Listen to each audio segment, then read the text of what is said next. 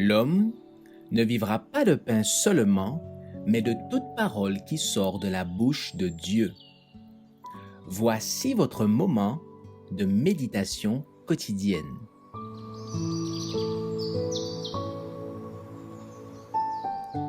Maranatha. Le 6 juillet. Persécutés à cause de Christ. Or, tous ceux qui veulent vivre pieusement en Jésus-Christ seront persécutés. 2 Timothée 3, verset 12.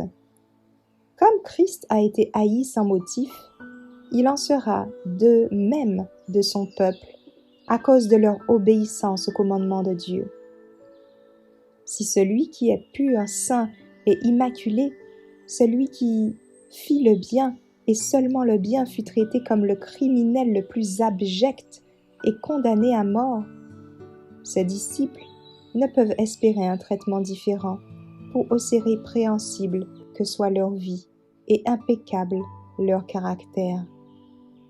Le décret humain, les lois inventées par les agents sataniques sous le prétexte de fomenter le bien et de restreindre le mal, seront exaltés, tandis que les saints commandements de Dieu seront piétinés et méprisés.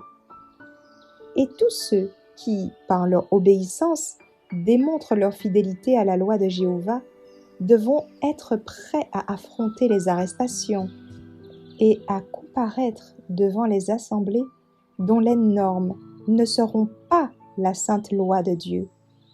Ceux qui vivront dans les derniers jours de l'histoire de cette terre sauront ce que signifie d'être persécutés pour la vérité.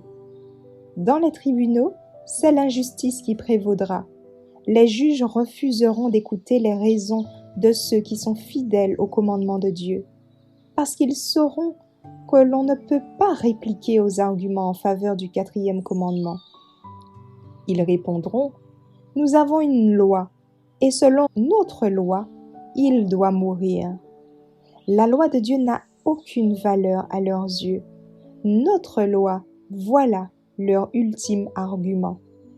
Ceux qui respecteront cette loi humaine seront favorisés, mais ceux qui refuseront de s'incliner devant le sabbat idolâtre ne recevront aucune marque de sympathie. En été, la différence entre un arbre à feuilles persistantes et un arbre à feuilles caduques n'est pas sensible. Mais quand viennent les frimas, l'un reste vert et l'autre se dépouille de son feuillage. Ainsi, les faux chrétiens peuvent maintenant ne pas se distinguer des vrais, mais le temps approche où la différence éclatera. Que l'opposition et le fanatisme et l'intolérance s'élèvent, que les feux de la persécution se rallument. Aussitôt, les mal affermis et les hypocrites abandonneront la foi, tandis que le vrai chrétien demeurera ferme comme un rocher, la foi plus forte et l'espérance plus radieuse qu'au jour de la prospérité.